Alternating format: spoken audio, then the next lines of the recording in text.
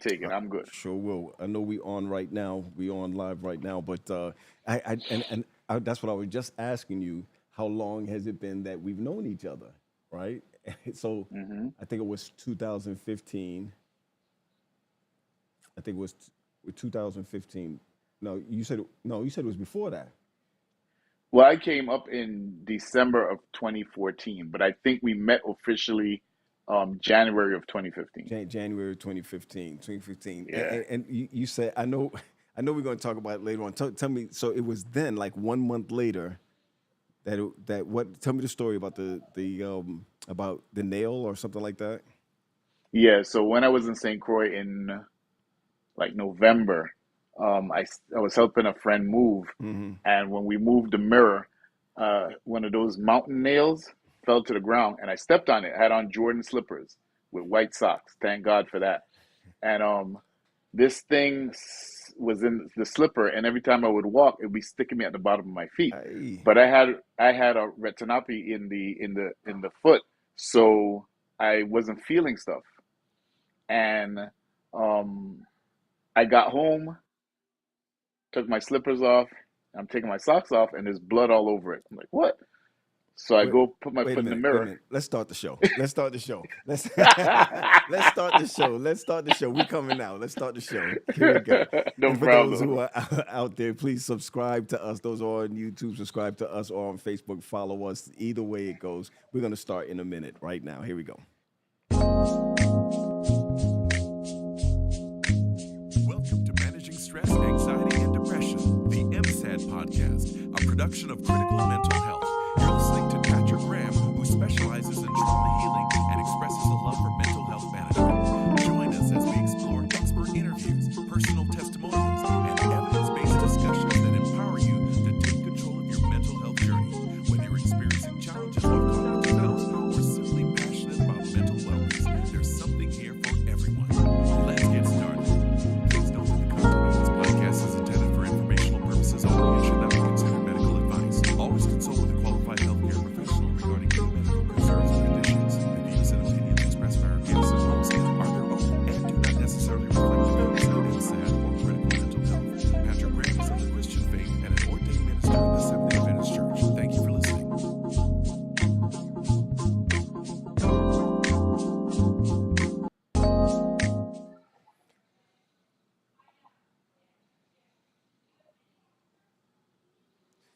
Yes, sir, everybody. I'm here beginning our first. This is our first episode of MSAD, Managing Stress, Anxiety, and Depression. This is our first conversations, and I'm bringing on one of my close friends.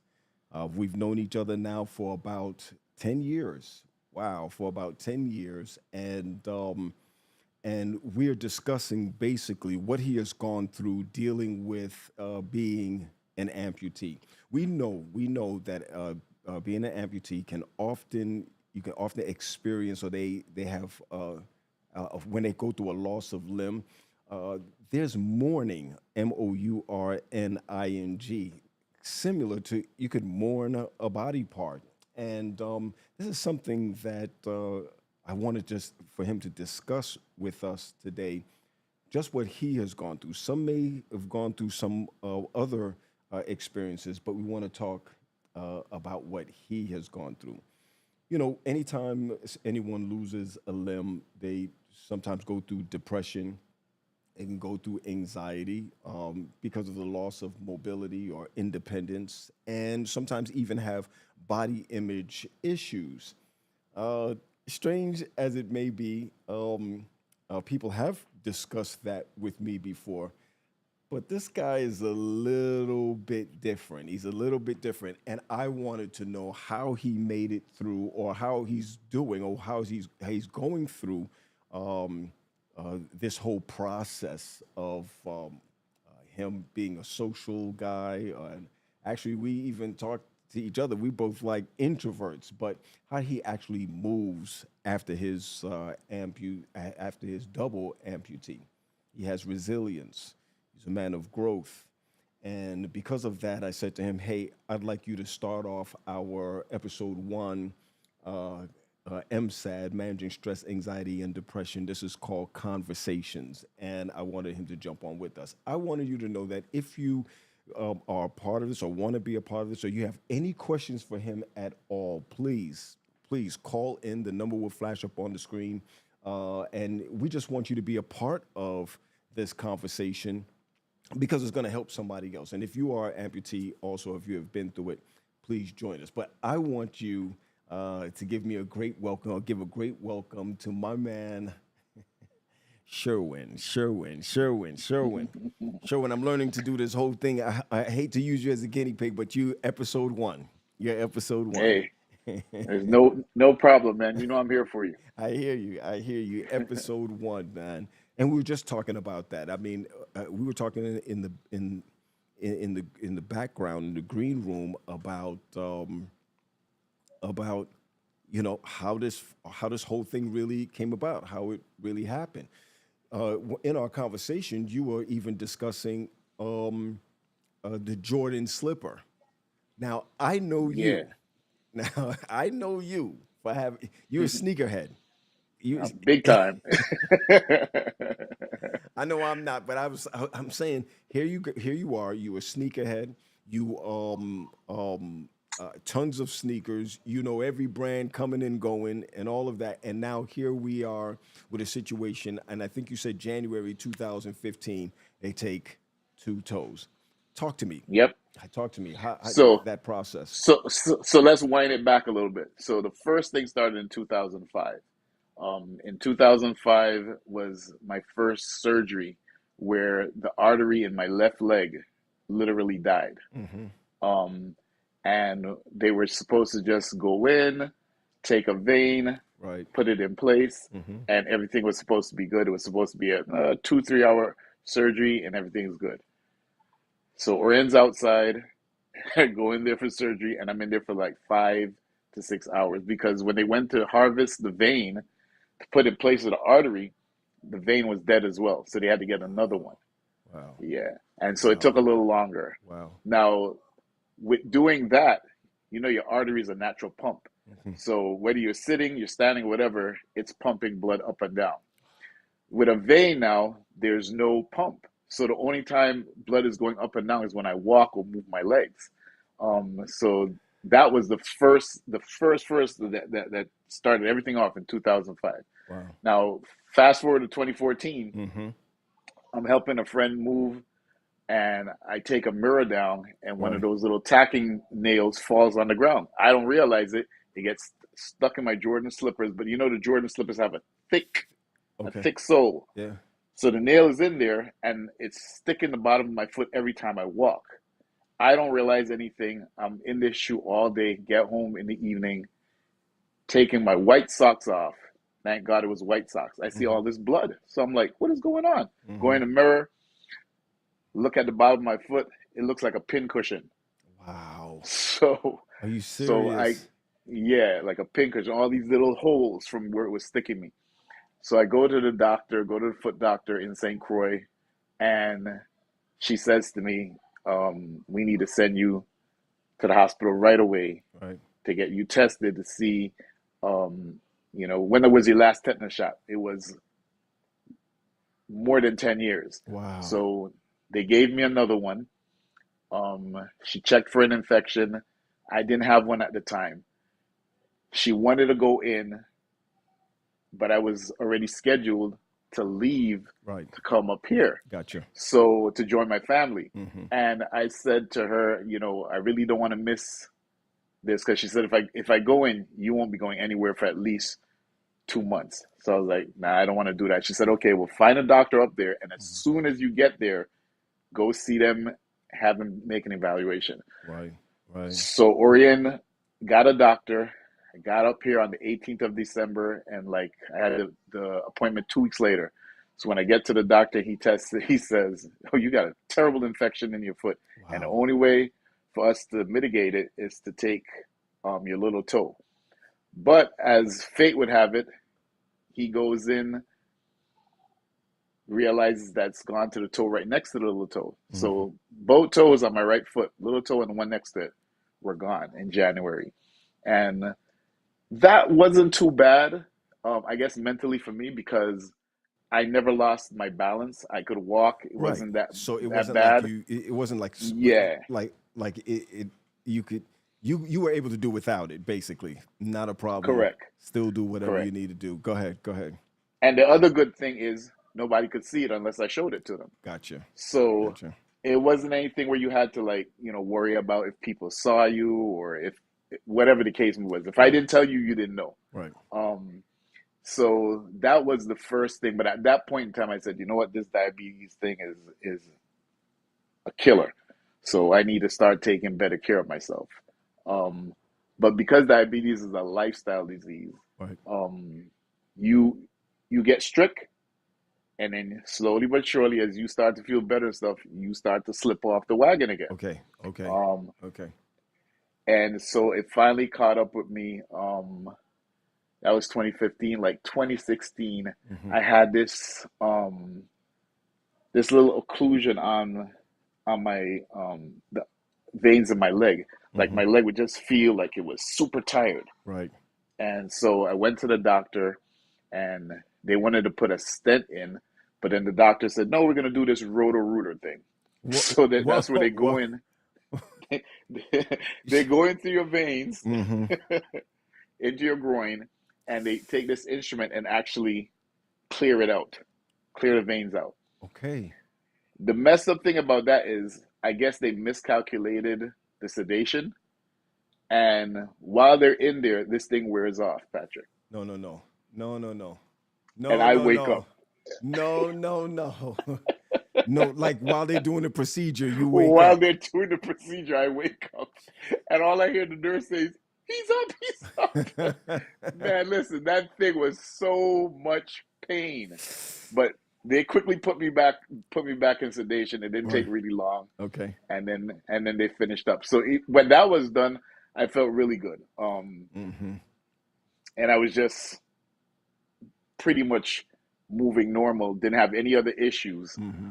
until 2018. 2018 was 2018. a bad year. Okay.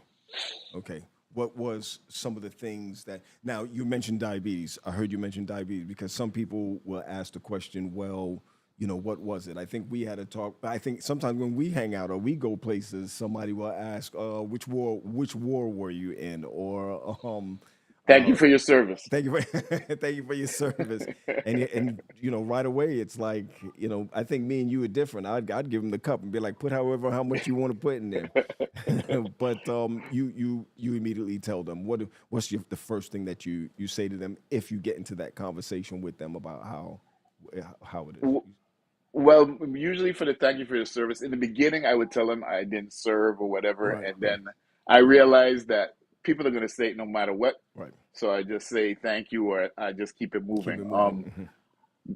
Then there's some other people when I tell them that, I wasn't in the service. They say, so how did it happen if you don't mind? I'm like, Right, I don't, it doesn't bother me. I don't mind sharing. So I would tell them, I'm a diabetic, and this is what eventually happened. right. But the crazy statistic is most people in the military are not amputees. They're dead. Sherwin. Sherwin. you don't you don't usually survive an IED attack or whatever. So it's few and far between where Right, you see actual military people being amputees. right, Um, it's not like a common thing, but everybody thinks when they see an amputee, they have a military background. But right. most people who are amputees are diabetics or smokers. So But you're not a smoker. I mean, I'm let's not a smoker, and for those and thank God for that. yeah, and for those who understand, and I've always put this out there, I'm a Seventh-day Adventist pastor, and a lot of my friends, a majority of my friends are from the Seventh-day Adventist. Are you saying then that it could have been worse if your lifestyle was different? It could have been worse, yes. Wow, wow, Yeah. Because you drink alcohol, alcohol turns to sugar in your blood like almost instantly. You're smoking, you're compromising your lungs and other organs, right, and diabetes is like a gateway killer. right. So it'll come in, it'll destroy stuff, and then something else will take you out. So you have to be so careful, you know, Mm-hmm. with what you're doing because it can attack you just like that. So if I was into those things, I'm pretty sure I would not be here today. Sure, sure, sure. Mhm. I think one of the things um, that happened to me when hanging around you, because we hang out all the time. I mean, because of ministry and all of that. I mean, your house is the house that I go to all the time. When I matter of fact, I got a bedroom at your house, so it doesn't even make a difference. But the point is that I never really saw you, um, and I'm not around at 3 o'clock in the morning. I'm not around at times when you could have felt this way. Have you ever hit a depressed mode, or have you ever hit one of these mental health crises because of it? The crazy thing, Pat, is that I can't remember ever being depressed. Wow. And it's crazy to say it because I've been around. There's this organization called the Amputee Coalition, Okay. and they have events and stuff. And I would go to their events and stuff like that. And everybody had this like crazy story about how depressed they were and stuff, and I could not relate. So I stopped going because it was almost like, why am I different? Right. Right.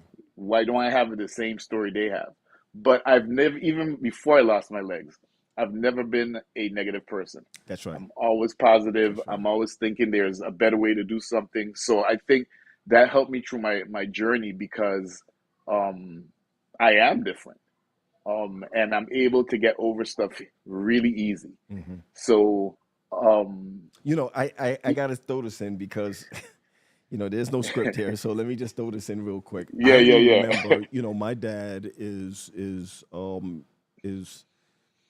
waning. You know what I mean? I mean, he's aged and so forth. And I remember having conversations with you about your father and the passing of your dad. What year was that? Is the passing of your dad 2012. in 2012? We talked about it a Hmm. bunch of times, not only one or two times that we talked about it, Yeah. and it was like Pat. I was kind of cried out. I mean, I took all that time to cry for dad or to mourn over him even before he passed. I remember we had that Hmm. conversation.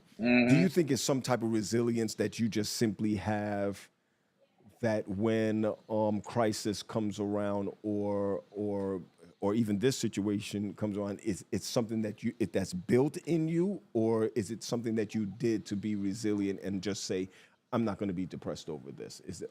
I I think it's something that's just a part of me because I have 9 siblings, or had 9 siblings. Some of them Hmm. have passed, Hmm. but I was like the loner until my little sister came along, Hmm. and everybody else was older than me, and she is much younger than me, like by 8 or 9 years. And um, all that time when I was pretty much like an only child, Right. I think I found ways to not only entertain myself, but to be comfortable with who I Mm-hmm. am. And I see that playing out as this whole situation happened. Even like with the passing of my dad, I didn't shed a whole bunch of tears at the funeral or when he first died because we had a whole year to be together and to talk. Right. And I guess mentally I was already preparing Hmm. for the because we knew he was going to die. Right. Right. He had cancer Hmm. and we knew he was going to pass. Hmm. So all that time, and I always said I would say to Orion and anybody else that I spoke to, yeah, my daddy was easy, but I don't know what's going to happen when my mom passes. Right. Right. You know, which was the other Yeah, day, which was the yeah. other day. And man, I was doing good, Pat. I Yeah, was doing good up to the funeral, everything. The very next day you lost it. after the man, I cried like a baby, snot coming out my nose. Wow. And I remember asking, I was like, "Hey, is Sherwin doing all right?" He was like, I don't know, but because Sherwin got that hard figure, you know what I mean?" And Yeah, I said, it didn't work with mommy passing. said, "Mom Dukes was a little bit different than this, a Yeah, little yeah. bit than But after different I than." got it all out of my system that morning, Yeah. um, I was good. Hmm. Um, Even though her passing was sudden, we didn't expect her That's right. to go the way she did. That's right. Um, it hit me. That one hit me because I would always talk to her like every day on my way home from work. I'd call her, Mhm. and we talk on the phone. And that the day that she had that stroke that finally took her out, Yeah. I was talking to her, and another call came in. I told her I was going to call her back. Hmm. And when I called her back and I didn't get her, I just figured she was talking to somebody else and she'd called me back. I Hmm. never got that return call. And then Orion was talking to her and had to go do something to call her back, and she never got that Can call. call back. Yeah. Yeah, so And that she's one one of was those. a rough one. She's one of those WhatsApp people who be hitting up Yep, she send everybody. you You send you a correct, text and yeah, correct, yeah. correct. And But I don't even mind. Go ahead. I'm sorry. Go ahead. no, no, you finish your thought. I don't, even though this is about, your that your amputee being double amputee. The reason why I brought up your dad, and we talk about everything anyway, but I'm just saying I brought up because I wanted everyone to kind of see your exterior. You know what I mean? Yeah, yeah, Where you are. I mean, there are some things that have happened in our lives, all of our lives. I'm talking about you, Orion's father. We went through a lot of passing together, as a yes, family, sir, and yes, so sir, yes, and sir. sometimes it's like, man, how's Sherwin making it through this? You know what I mean? But most of Yeah, the time, you were carrying the family with your attitude, and I think that that's something that I looked at and just kind of said, okay, how is he really dealing with that? Listen, I'm gonna move real quick into something else, real quick. sure, sure. Phantom. They always say, I gotta ask you, I gotta ask you, I gotta ask you. You're my boy, but I gotta ask you this: is that thing phantom pain really true? Yeah. So it is the worst aftermath of being an amputee. Yeah, Because with limb loss, you lose the limb, but your brain don't forget it. So, in my case, right. I lost both legs, Was it but both the at the nerve same end. time or No, a month apart. from each The other? right one, yeah, the right one was in September, and the left one is October. Listen, I know Um, we boys, but I'm sorry I couldn't look at the pictures, man.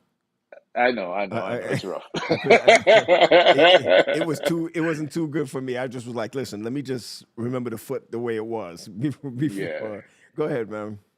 yeah. So, with the phantom pain, the brain sometimes is, your brains are always, the synapses are always firing, and ever so often you start feeling, well, in my case, my ankle's itching me, or my toe is itching me, or the bottom of my foot is itching me. I don't have those anymore. Wait a minute. Wait a But minute. Wait a minute. Well, no, no. I'm not gonna let you get away with that one. You're telling me that you don't have feet. You don't have. Where was your amputee? Where your amputee goes to? it's 6 inches Amputation. below my knee. 6 inches below your knee. Okay. And you're telling me that you can feel the bottom of your foot itching Yep, and you don't have feet. and I don't have feet. And it's the worst thing in the world because you want to scratch it, but there's nothing there to scratch. What? so so you're rubbing the end of your stump. You're just rubbing the end of the stump, and it's not going to, and it becomes like a nagging pain, God. and it's just there. And so one of the therapies that we were taught to do is to go to a mirror and look at yourself in the mirror so the brain can actually see there's nothing there. Wow. That works sometimes, but sometimes that doesn't work, and then I Mhm. have to take like an Advil or a Tylenol because that pain will keep you up all night.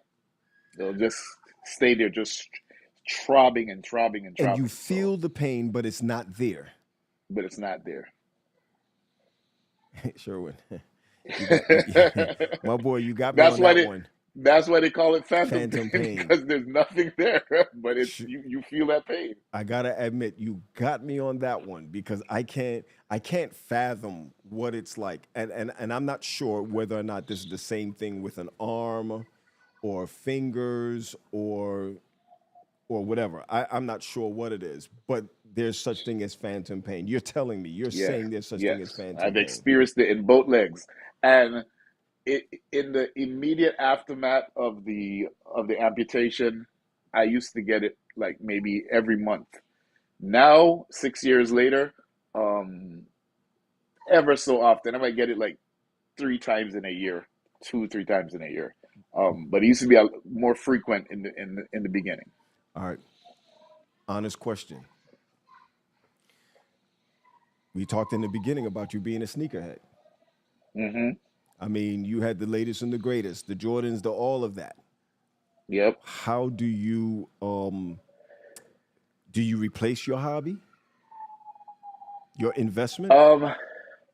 Um, it was easy to replace because one, um, there's no more. Some people do. Some people want style. They want to be able to change up shoes and do Right. all this. Me, I'm all about being lightweight. So I haven't bought any Jordans. I like more running shoes that are nice and light, Okay. Okay. easy to move around Right. because the prosthetic legs can be pretty heavy. They're like 10 pounds. So you don't want to add too much weight to that to Mm, walk around with. So yeah. mm. I remember now. I remember when you were getting fitted, I believe, for it. I think it's Uh-huh. fitted for it. What was it like to have them fitted and for you to actually walk it? Now, even your therapist, I remember this. Your therapist was saying that you started walking faster than you progressed quicker than most of their clients had progressed. Is it something Yeah, that you just well, said, I need to do this and I'm going to do it? I mean, what made you just say, I'm just going to do it? so I'm gonna rewind a little bit to Okay. tell the story. Okay. So when I first lost my right leg, I wasn't really worried too much. I was like, I still got my left, Right. and I was hoping that with everything they were doing, I would be able to get back on track. Unfortunately, that didn't happen. So I'm in bed as a double amputee now, and I wake up 3 o'clock in the morning, can't sleep. And I pick up the Bible. I go to my favorite text, Philippians 4:13. I can do all things through Christ who Oh, I, strengthens I me. just want to know if you knew the text. Go ahead now. Go ahead. I can do and all things. so Go ahead, man. I'm thinking about this, navigating this journey. And I said to myself, okay, for some reason I'm looking at people driving, and I brought up some videos with YouTube videos with double amputees driving. There was this one guy who was riding a motorbike, so I was like, oh, okay. Well, if he can ride a motorbike, I know I can drive, right? Yeah. But there are these assistive devices that you put in the car, whatever the case may be. So I looked it up. They wanted $7,000 to $10,000 to outfit your car with this device. Come I on, said, man. You got to nope, be kidding me. nope. I'm going to learn. So spinning back, I said, well, once I get my legs, Right. I'm gonna push myself to be able to do whatever needs to happen. Right. But of course, you have insurance, and insurance dictates everything. Um, so the insurance needs to know how active you were before to determine what your K level is going to be. Okay. So there's 5 K levels. There's K0, K1, K2, K3, and K4. And based on those K levels, the insurance will say we're going to pay for your prosthetic or not. Okay. Um, Okay. but your doctor has to be able to prove that you were ambulatory and you were able to move and do certain things. Sure. Now, being that I was an athlete and always doing stuff, riding That's bikes right. and That's right. and playing basketball and all Basketball. that Yep. stuff, he already had me up there. So the prosthetist, and for anybody that's an amputee, your prosthetist has to be your best friend. I found a really good prosthetist, and he worked for the Lawal Group out of Philadelphia. Okay. And he said to me, he said, Sherwin, when you come in to fit, I'm just going. I was like, what you mean? He said, I'm not waiting for the insurance. I'm gonna just do it. I was Wow. like, okay. Okay. Yeah. Right. So, Right. so he brought me in. And he was old school, so he used the plaster of Paris, put it around my foot, did his measurements and everything. Got my test socket together. hmm Came, I put it in. He checked it out. He said, okay, I'm gonna get you a check socket. So the check socket is what they use to have you stand in it, move around a little bit before they give you the actual prosthesis. Gotcha. Um, Gotcha. so he did that, and finally, he said to me, "Man, they still haven't approved it." I was like, "Okay." That's He the said, and they're insurance probably companies for you. this insurance company, yeah. He says, and they're gonna probably want you to go to rehab. He said, but you know what? It's already done, so we'll see. So a week passed, 2 weeks passed, still no word from the insurance. Mm-hmm. I get a call from him. He said, Sherwin, come by my office. I was like, okay. Did the insurance come through? He says, no, but I'm giving them to you. Come I was on like, now. you sure? He's like, yeah. So I went. He gave them to me. Pat, I'm looking at the receipt for all the work done, and you know, back home in St. Croix, people would say, you know, you have a nice car, you Yeah. might have a Lexus, Yeah. but if you don't have a car and you have to walk, they say you have a Lexus, Legs right? My prosthesis was a Lexus. Them things, cost big money. $75,000, right? So first thing I'm saying is I don't want anything to happen to these things before the insurance approves it, right? You might sleep But with them, boy. I'm sitting at home looking at these things. I'm like, man, I think I can do this. Wow. So I put them on. I fell once or twice, but I started walking around with it. I had the walker. I took the walker. I would use the walker, and then the walker was getting in the way, so I threw it to the side. And I'm like, listen, I'm gonna just balance and go, and I got the hang of it. Yeah. Yeah. Like a week after that happened, the insurance gave approval for everything, not knowing I'd already had them. That's Signed me up for therapy, and I go to the therapy session, and like you were saying, I'm yeah. sitting down. The therapist comes out and he says, "Sherwin Clarmont," and I just stand up, and he says, "Well, there goes my whole plan." I was like, "What you mean?" He said, "I didn't expect you. I didn't expect you to stand up like that." Right. And I Right. started to laugh. Right? There was. He's like, "Okay, well, we're gonna push." He said, "How hard do you want me to go?" I said, "As hard as you want to." There we go. And he was like, all right. All right. So, Yep. you know, they gave me the temporary ones, and the temporary ones were K1s. And K1 Oh, is like yeah, to that's what I was just be about able to to ask you. walk around your house. Okay. You just walk around your house. A K0 means you're not getting anything. Um, but with a K1, you can walk around your house. It's not really made for you to go outside. You still need a wheelchair. Okay. Then you have a K2, which is you can go outside, stay on flat surfaces.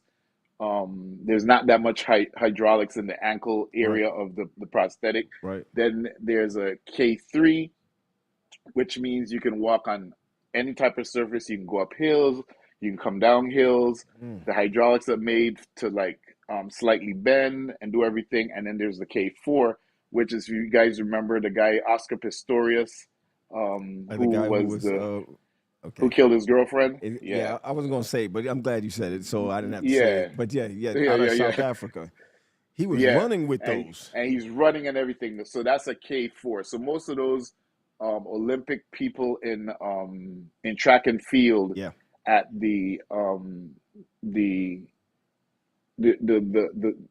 well, I yeah. forgot what the I don't name like is to call it called. handicap, but I know they call it Nah, the other it's name. it.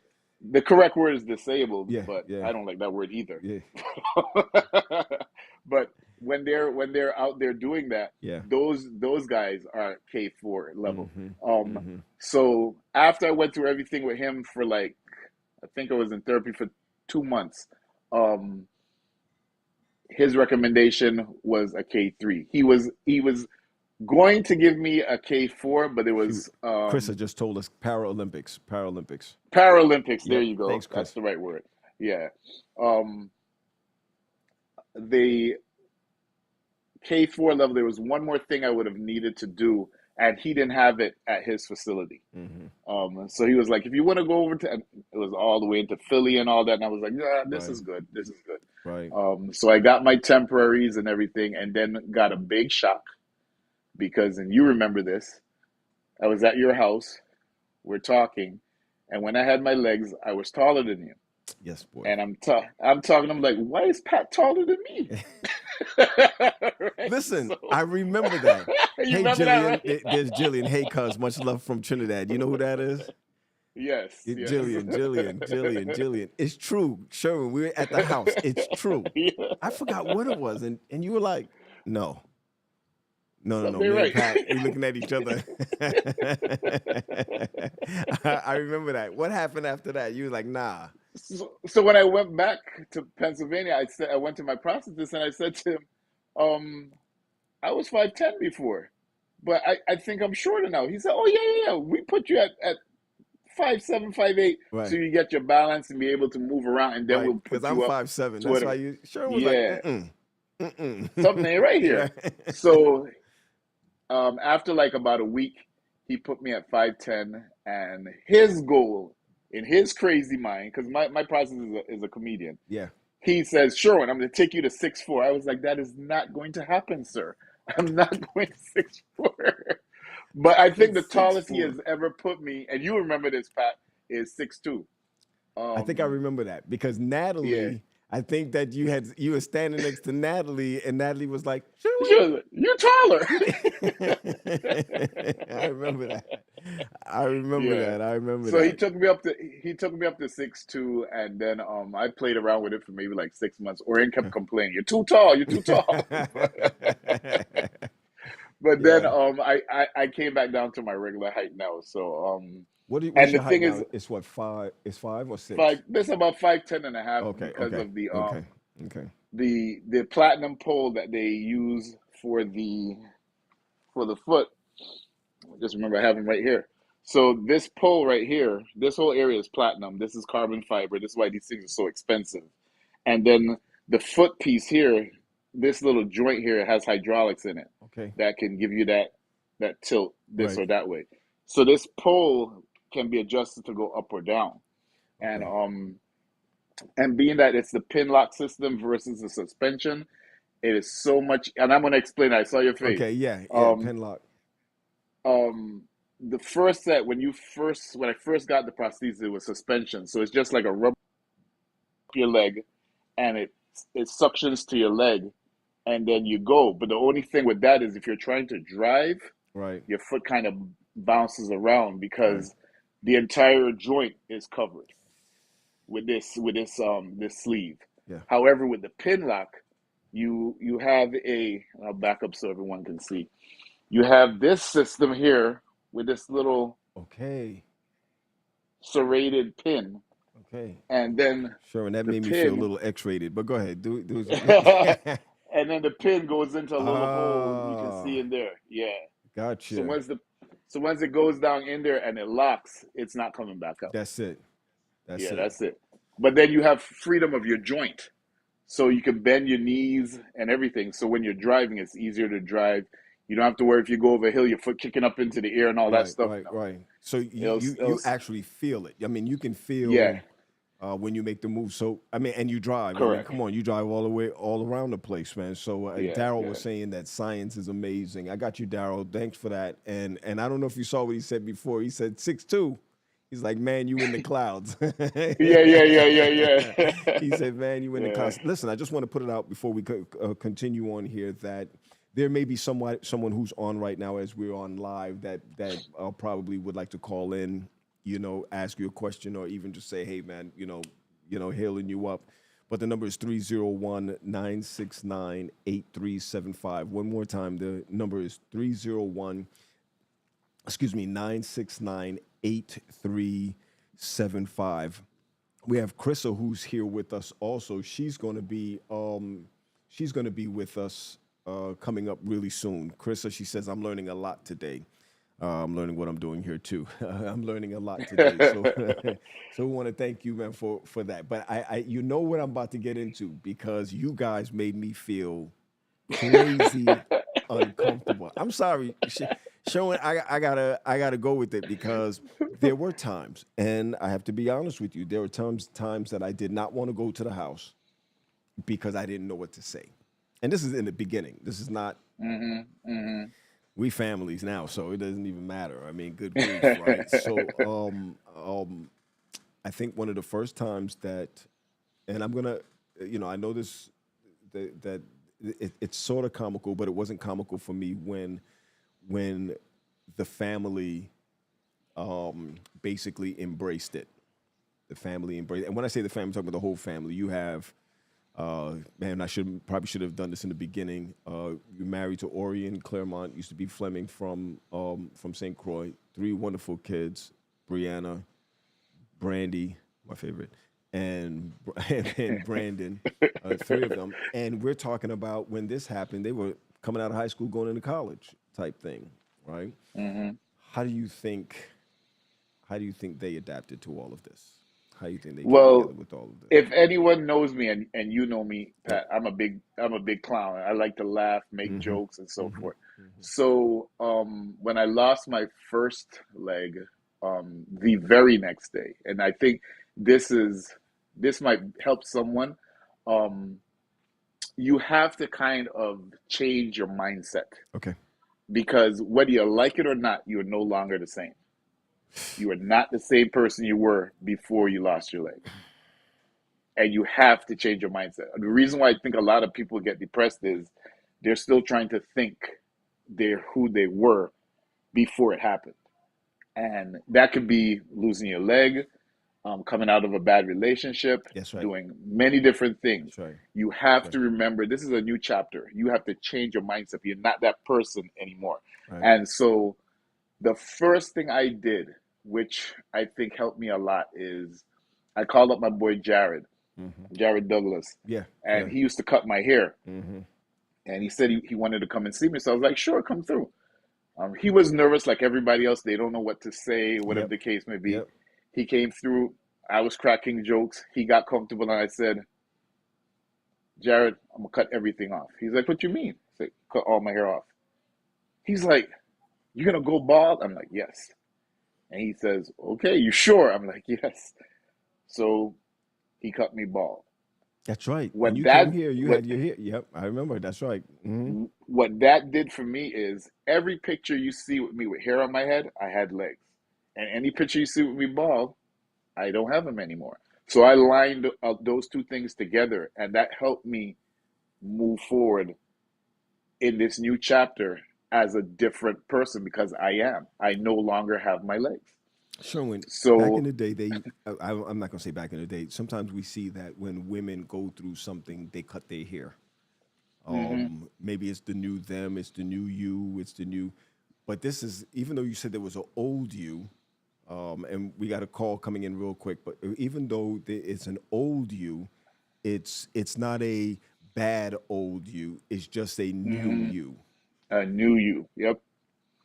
I'm going to get back to Faye's question in a second. I'm going to answer this call. I'm going to answer this call real quick. Come on, let's make this right. I'm going to answer this call and call back because I hung up on you. So please call. I'm going to get this thing together. I'm going to get it Yeah, yeah, together. yeah.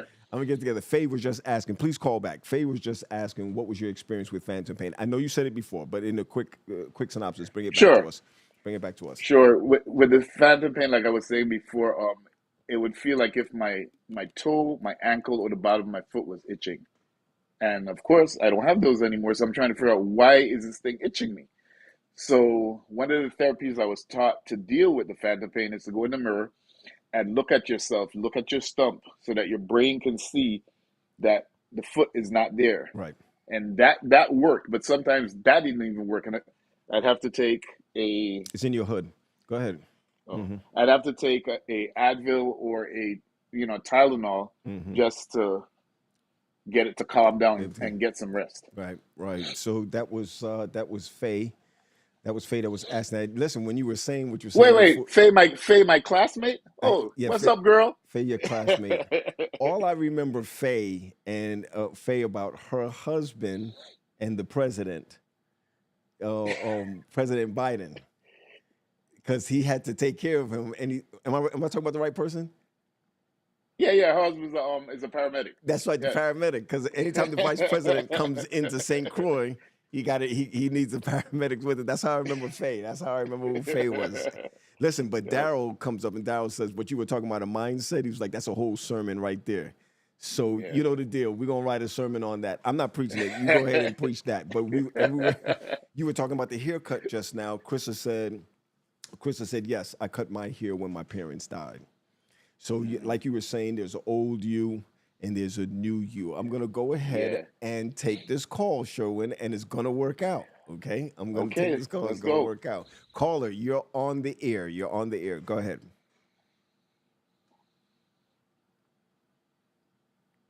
Go ahead, caller. You're on the air. Sherwin, I'm not sure what I did wrong or right in this one, but let's try I'm this hearing again. something in the background. Are you hearing something? Yeah, it Caller? looks like it went away. Caller, if you can hear me, you're on the air. Oh, let me tell you something. In my first episode, at least I got that piece right. So here we go. Here we go. Here we go. Go ahead, caller.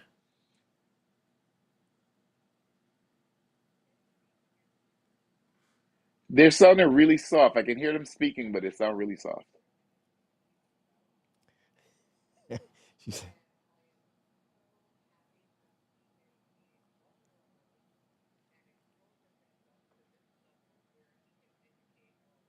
"Yep, yeah, yeah, yeah."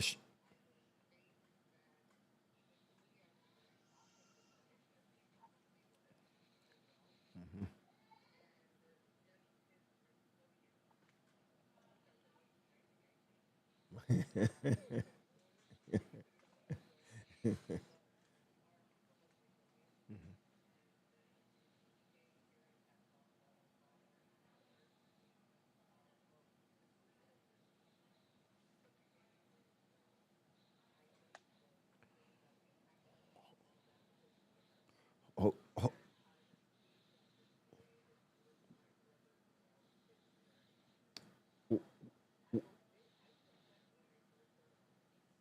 Hold on one second. One second. I'm sure I'm not. I'm sure she could hear me. Sherman, can you hear me? I can hear you, but I couldn't hear her. Oh, you couldn't Speak hear her, one and it to looks like not. I was the only one that could hear her. Hold on one second. Giselle, are you still there? I'm still here. Let me know if you. Sherman, can Yeah, I you can hear? hear her now. You can hear her I now. can hear her now. All right. So Mhm. everybody, I just had a long conversation with her without anybody hearing. Let's just see if everybody, if everybody can sort of go back to your mom and dad real quick, and then work your way back up, Giselle. All right, no problem, no problem. Just quickly, I'm Giselle Dundas, Giselle Clarmont formerly. I am the little sister that Sherwin has referenced during the podcast. And I'm just so happy to see him being vulnerable in this state and sharing his experience. He is my bigger brother, as you stated, 8 or 9 years in difference of age. And I have looked up to him. I think he heard that or saw it in a couple of years ago. But just watching him throughout this journey, that has propelled me to want to do better as well within my journey of life. And then going back to what Pat asked about our mother and father, they were resilient souls as well. Dad with his cancer, mom with her sudden demise. And even though we go through stuff, it's easy to become depressed, but not wallowing in that depression. Wow. Mhm. And Sherwin is a testament to that. And so days when I get down, I look at him. It was easy for him to stop and say, I've given up, but he has never done so and has always admonished me to continue to do better. So I'm just happy and wanted to be the first on the call, and I'm happy I am to be able to say to you, Sharon, publicly, you are a role model for me. And keep doing what you're doing. Keep being a proponent for amputees, not just a single amputee, but a bilateral amputee at that. I am a nurse by background Uh huh. as well. Uh huh. Thank you. And thank you, Pat, for having this platform where others can share their experiences I in appreciate managing that. anxiety, depression, and sadness. Say thank you, thank you, thank you. We're gonna have you jump on too, because I will.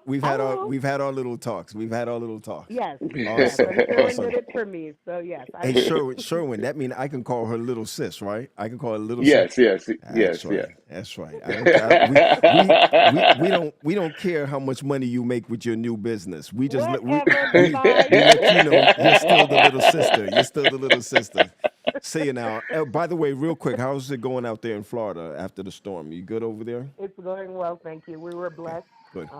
The Good. Lord really shone down on us in our area, Yeah. and it was only yard debris from the trees. Never lost power. Wappa. Yep. We don't have a Wappa up here, I can say, for me. Yeah. But no, all Awesome. was well in our area. Awesome. Awesome. Thanks again. Thanks again. Talk to Thank you you. later. Talk to you later. All right. Bye bye. Yeah. And Pat, if I could say something real quick, Mm. one of the steadying forces. Now I know she's giving me my flowers, but I'm not going to let her get away. One of the steadying, I took her out, so I took, but she could hear you. it's okay, she can Okay. hear. Yeah, Okay. Go ahead. one of the steadying forces was her because when I couldn't understand something, I'd be like, "Gee, what's this?" And she'd say, "X, Y, Z, this, that, the other." If they're doing something I didn't like, hey, G, I have her on the phone. My sister's here. She's a nurse. Da da da da. And she'd ask Yeah. the questions. So I Yeah. mean, it was my. I have to give props to my family, from my wife to my kids. Yeah. If it wasn't for them being able to embrace the new me, maybe I might have slipped into depression. But from day one, they were cracking jokes on me, No, it's not. It laughing at wasn't me. funny. I It was mean, not funny. it wasn't funny to you. It wasn't funny. It wasn't. I'm sorry. It wasn't funny. You know, they I were know saying you crazy took it things hard. You like took it hard. singing commission, running back to you, and all this kind of foolishness, and Sherwin, get over here, and all this kind of stuff. And I remember me and Natalie was just like, are we supposed to laugh right now, or or not? But now we're part. Now you got your grandchildren Yeah. grabbing your 75 Lexus and just running around with it. It's just, hold on. Your Yeah. wife is asking what happened when you were in the wheelchair. What was she talking about? Oh, so when my grandmother passed in November of 2018, we went down to Orlando. Yeah. You remember Silence of the Lambs, when they brought Hannibal Lecter in on the Yes. chair and he Yes. was all strapped in with Yes. the face Yes. mask? Yes. Well, to get on the plane, I had to be the same way without the face mask. So they strap you into this little aisle chair. Remember now, I don't have any legs yet. So they take me in, they put me in an aisle seat, they transfer me over, and then they go. I was the first in the plane, and then the last to leave the plane. Um, so we get to Orlando. Everybody wants to go to Universal Studios. So I'm in the wheelchair. Brandon is pushing me, and we're talking, and we're going down this slight hill, and I notice I'm picking up speed. Brandon pushed the wheelchair and just let me go. So then I hear his legs running behind, and he grabs the chair. I'm like, boy, you crazy. But yeah, Y'all are we wrong. have lots of Y'all are jokes. wrong. It's Lots true, of man. jokes. We just have some laughs over it, Yeah. and that's the thing. When we start to think about the troubles that we go through in life, I mean, Sherwin, it hit me hard as a friend to be like, even though I hear you, Daryl, even though that you get to this place of feeling, I think I started to feel sorry for you. It wasn't, when we at the house and, it wasn't, get me this, get me that, get me the other, and just sit around and wallow in it. It was like, nah, I'll get my own juice, or I'll get my own stuff, or I'll get my own this, I get my own that. And I didn't see anything changing as far as that was concerned. And that's the reason why I always said, matter of fact, I always said this to you, number one, for sports and politics, because you heavy up on sports and politics. I always said, start a podcast encouraging people, because that's all you do.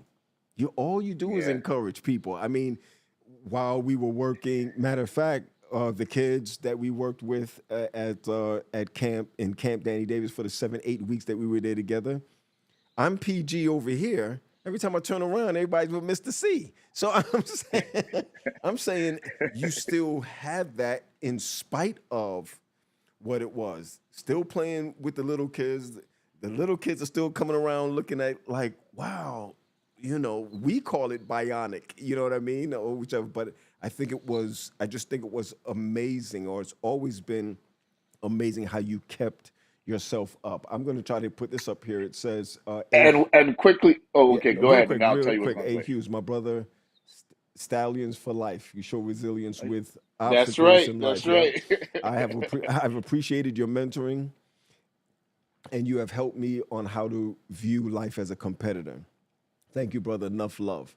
I don't know who Hughes is, but just let him Yeah, know that's that I took Hughes. If that's your brother for life, I took your place. All right. Come on, talk to me. Pat, Yeah. Pat, you don't talk too much. He works for the federal government in one of those departments that could come and make your Oh, life I got miserable. you. So be careful. Be careful there. my brother Hughes, I'm with you all the way. And if he's anywhere near our age, because I'm with you all the way. We're boys. We're boys. If we're boys, we're Sherwin, we're boys. So forget about what I just said. Resilient for I can't life. tell Go you with what it. agency, but it's one of those that can make your life miserable. Yeah, yeah, yeah. Don't make it miserable. We'll stick. We'll stick. Don't make it miserable. Don't make it miserable. Yeah, man. Yeah, yeah. You were saying something. I cut you off. I'm sorry. I'm trying to remember what it was now, and it Mm-mm. was something that was it was a good point. What were we It talking was about talking about we were before? talking about the kids or the mentorship with the kids and all Yes, of that. yes, So, yes. hmm So one of the things that happens with a lot of people, and it's just crazy. Initially, when I was in the wheelchair, before I got my legs, I realized I was invisible, and it occurred to me that a lot of disabled people go through life being invisible. Because when you're in a wheelchair, nobody sees you. They run into you, they bump into you, they're doing all this stuff, right? And in my head, I was like, you don't see me here, you're just running into me, wow, you know? wow. And now you're in that life, you're seeing it from their perspective. And then you become like a, what's the word I'm looking for?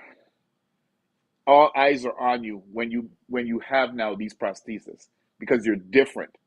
You know, you're like RoboCop. You're like the Bionic Man.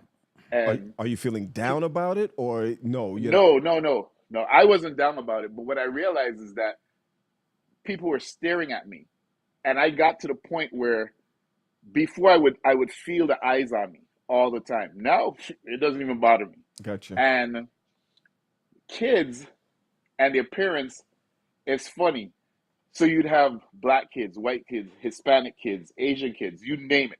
They just be staring. They'll want to touch it, and the person Right. will like rough them up, like, "No, don't do that." And I'd be like, "Let me ask you a question. Have you ever seen a double amputee?" She's like, "No." So I say, "Imagine for him." Right. So I'd let them Right. touch it. I'd talk to them or whatever because they've never seen this before, Right. you Right. know. So they're curious. But you know how parents could be, "Hey, don't stare, don't Yeah. do this, Don't don't do that." stare. Yeah. But Yeah. you staring too. Yeah. The It's parents are true. It's staring. true. I just you love the know? kids at camp though when they were always like, it was Mr. C. You know, Yeah. can we? What's It was just what happened to your legs? yeah, yeah. I remember that. I remember that. Your wife got on here. She said, "Oh boy, I don't know what she's talking about." She said, "Share the story about the guy in the hotel." The guy in the hotel. Boy, there's so many stories. She might have to She call in. she She she might have to give me a little bit more on that one. she might have to she might have to call in. Giselle is saying that kids are amazed and they have something to talk about when they return to school. When they return to Yeah, school. yeah, You know yeah. Stephen James. Yes, Stephen James. that's one of my childhood friends. We grew up together. Got you. Sherwin Yeah. Clarmont is one of the most strongest brothers I know, mentally speaking. Wait a minute, mentally speaking. Okay, you remain an inspiration to me, and I'm sure so many others. You're a brother who I'm proud to call my friend. So well, I'm just letting you know, Stephen, there's a tip jar coming up. The tip jar, right? The tip jar is coming up. You go. You go. He said the one that Orion said the one that was the amputee, the one that was an amputee. In the hotel.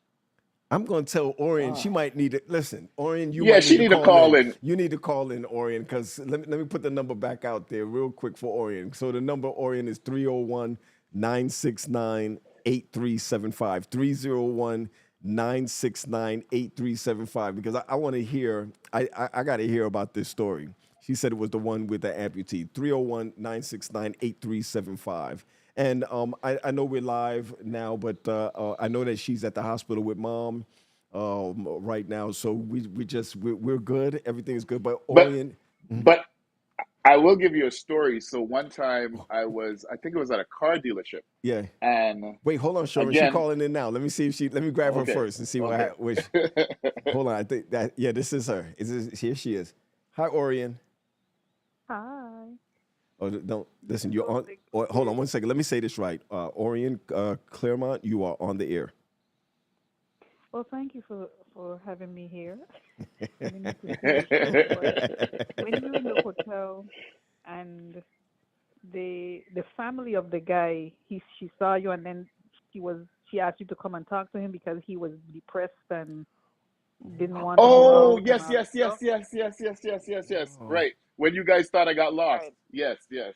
Yeah, So right. Bye. we were in she said bye. we were in Maryland while Hmm. Orion was going around with the youth director on the introductions. Right, And we're staying at one of the hotels, and I told her I was going to the car to get something to come back. right. Half an hour later, I get back. Marina's like, "Where were you?" I said, "Girl, you won't believe what happened." So I got on the elevator. There was a family on the elevator, Right. and the lady says to me, "Man, I've seen you walking up and down. You walk so well. My husband, he lost his legs, and he's so depressed, and this and that and the other." So she said, "Do you mind coming and speaking to him?" So I was like, "Where is he?" She says, "He's in the room." So I said, "Okay."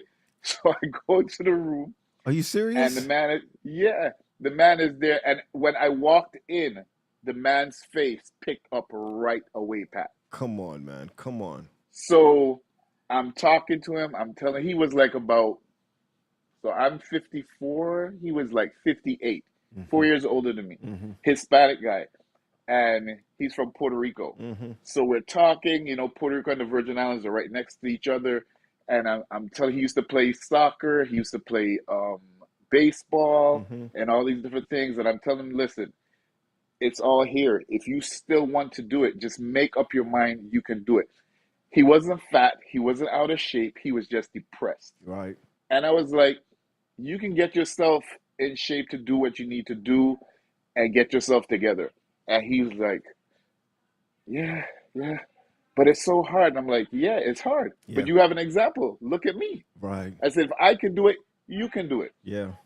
Yeah. And when I left him, he promised me that he would at least try. Yeah. I gave him my number, and I don't know why I forgot to even tell Orion this. I got a text from his wife, and she said that he got approved for a K2. Now That's that the same right there, K0, K1, yeah, K2. So two is a good spot to yeah. be. So He's right in the middle. I'm a K3, and if he's getting approved for a K2, that is amazing. Wow. So Wow. little things like that. You talk to people, and you say different. People come up to me in the airport. Oh, you walk so well. How long have you been an amputee? 6 years or whatever. And if somebody be like, well, my husband, he just has one leg, and he doesn't even want to move like you're moving. I said, well, Wow. Wow. everybody's not the same. I tell Sure. people this all the time. Sure. Everybody's not the same. Sure. But if you have the willpower to do it, you can. Yeah. Wow. You can. I don't know, Sherwin.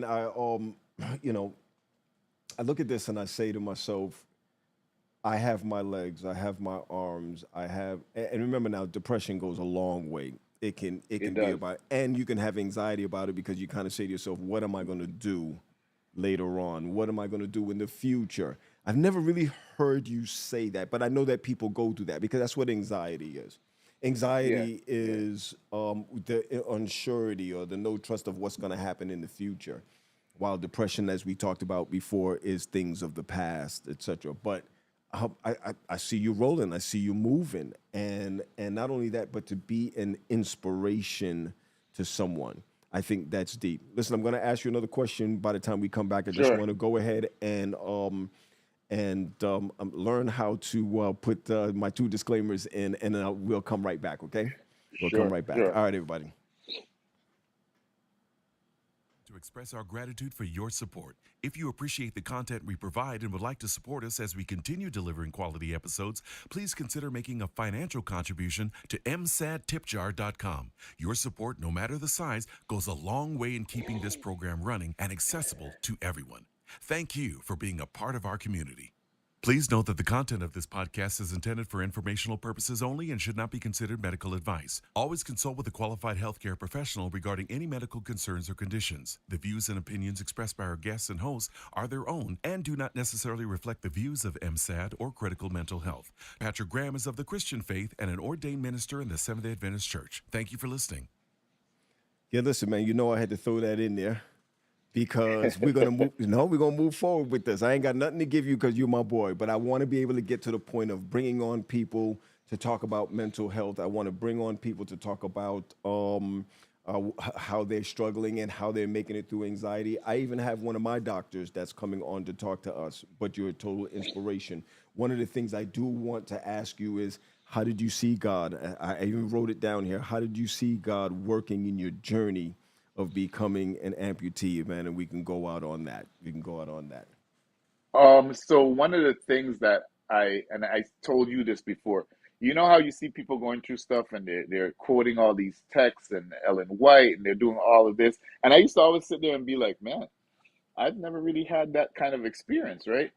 And so when this happened, um, I say this that God put me on my back for a reason, Come on, man. to help me rediscover him and to trust him more. And to really live, I can do all things through Christ which strengthens me. Wow. Because I know for a fact, without God, I would not be here.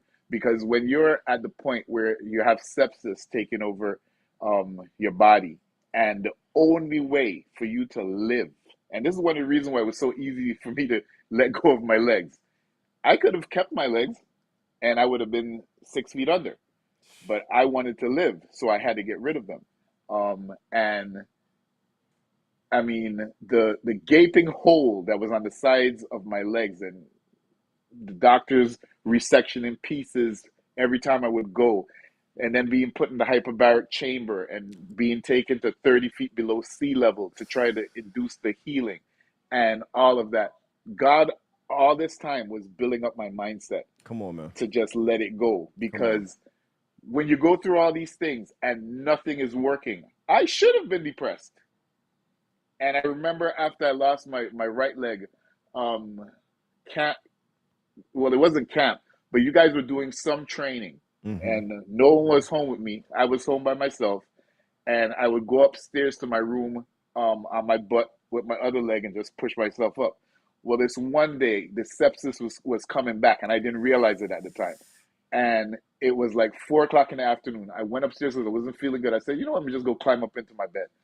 I got to the top of the stairs, and when I got onto the carpet for my room, I was so exhausted, fell asleep.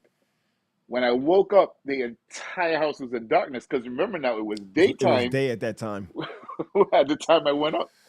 So I get up, I'm looking around, I was a little disoriented. I put the light on, and I was just feeling weak. Maybe like 10, 15 minutes later, Orion comes home and she's asking me what's going on. I didn't look right. She said, we're going to the hospital in the morning. I went to the hospital, sepsis in the body. So they put me on what they call gorilla antibiotics. And the nurses out there will know what vancomycin is. It's super strong. Come on. And these things make you feel terrible inside, and your lip dries out, and it was just a lot. So I was in the hospital again for another 10 days. Eventually they took my left leg, and again, you're praying to God for wisdom. You're praying to God like, God, what is going on? I'm asking you to save my legs. But here's the thing. God took my legs so he could save me. Jeez. And sometimes we don't see the benefit in stuff while it's going on, while you're going through it, but then afterwards you start seeing it, life, through a different lens. Right. And because of everything that happened, I've been able to say that I see people differently. Mm-hmm. I became more vulnerable, Mm-hmm. because when you're an athlete and you're playing sports and you consider the man, Yeah, man. Yeah, um, man. Yeah, you man. don't want to be vulnerable. You don't Sure. want to tell people what you went through and all this stuff. Anything that's kind of like sappy, but I realized that being vulnerable helps other people Yeah. to be able to go through stuff as well. Sure. Sure. And one of the reasons because you've been talking about doing this for a long time. This Long. ain't nothing that just came up. It's true. From day one, you were like, Sherwin, we're gonna go on a podcast and we're gonna talk It's about true. this. Long time. Years, you know. It's not Long even a time. year. It's like years we've been talking about this. It's Mm. years. And I just want to say that I'm glad your vision has come through, and I'm glad that I was able to be your first guest, because one of the things that did I stick? No, Okay. you're still good. One of Go. the things that one of the things that I realize is God uses us to speak to other people, um, not always from a religious aspect, True. but True. sometimes just so that people can be comfortable talking about stuff that True. they're not comfortable talking True. about. True. You True. know? And I want to thank you for it, man, because I'm going to be honest with you. Sometimes, when I talked to you about it and I said, man, let's do this. It was actually weeks ago we were supposed to do it, and I Hmm. honestly got scared. People always say, "Hey, man, you guys are always out here running and running," and I was really afraid, and I just said, "Hey, I have to do this, and I have to start it." And I also want to say to Robert Kennedy III, that's on here right now, I was literally hours before it wasn't working. My computer wasn't working, and I prayed about it, and I was saying, who am I going to talk to? And I don't take prayer for joke either, man. You know what I mean? I don't do that. I know we say spiritual, this, that. And I said, Robert Kennedy. He just said, press this, click that. And look at where we are right now. So I thank Hmm. God for Hmm. it. I'm not that money hungry guy, Sherwin. You know how we do. We yesterday I was over your house and I was like, Sherwin, Hmm. I've never been here when there was no drinks in the house. Remember my Karen said there was no drinks in Yeah, the yeah, house. yeah, Your daughter yeah. comes down and says, Uncle, just drink water. I said, oh, okay. So now I know I'm part of the family. But no, she did mix that joint up nice for me, though. She did mix Yeah, that yeah, joint up. yeah, yeah. But I'm saying I'm grateful for you to be the first person to help me out. Episode 1, we know that Krissa that just talked to you on here, she's coming through to talk about losing her parents within hours from each other. I mean, literally Wow, hours wow. from each other, if not a day, I think it was between each other. And I want to talk to her. My goal with MSAD Conversations is to have real conversations with people who can say, hey, vulnerability is not a weakness. It's not. It's not It's a not. It's a weakness. superpower. It, it's actually strength. It's actually strength for us. So I want to thank you for hanging with us tonight. Oh, one Go, one thing go. before I go, Nah, because I don't want go. anybody to get it misconstrued. Do not think I don't miss my legs. Oh, I miss my legs every day. Come I on. miss them. But Come on. what I've realized is I'm able to compartmentalize that part of my life to where Hmm. it doesn't bother me. But Right. I do miss them. I Okay. do miss them. Okay. Mhm. I don't want to throw this in, but just like mom and dad, miss them too, but compartmentalize. Learn to work through that grief. I guess Yeah. is where we at. Krista just wanted to let us know that I said hours, but it was literally 46 hours away from each other.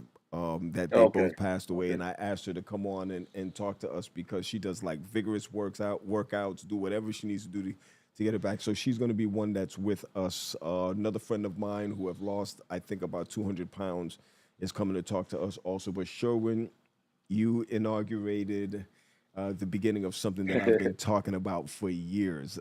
And I'm going Yes, to tell you sir. this, I've been actually talking about this since 2018 when I saw the MSAD started in 2018. I hadn't run with it yet. So, man, thanks for being the first one to help me out with this, and I appreciate it. I appreciate it. Thanks for having me, man. Thanks for having All right, everybody, that's Sherwin. You let him know that he needs to go ahead and start his own podcast. I talked to him about that from day me. one. But thank you, my All the brother. time. Thank you, my brother. I love you for it. Yes, I sir. appreciate you. Talk to you later. Talk to you later. All right, man. Take All care. right, man. All right. That's my man, Sherwin, who have came on with us today. And what an amazing time that we've had together on, I got to say it, on my first episode. We have more to come. Please share this with someone. I also have my Facebook where we're all together on managing stress, anxiety, and depression, and also my YouTube page where we share that and I'm also going on Instagram and TikTok just to be able to encourage us along the way. I've struggled with it, and now I want to teach others how to manage stress, anxiety, and depression. And I want to thank all of you who have hung with us today. And don't forget, it's not a matter of making money, but support by going to MSAD tip jar and be one that gives monthly or one-time gift for us so that we can continue to keep things up to par and keep things better. And meanwhile, we just want you to be blessed and God bless you real good.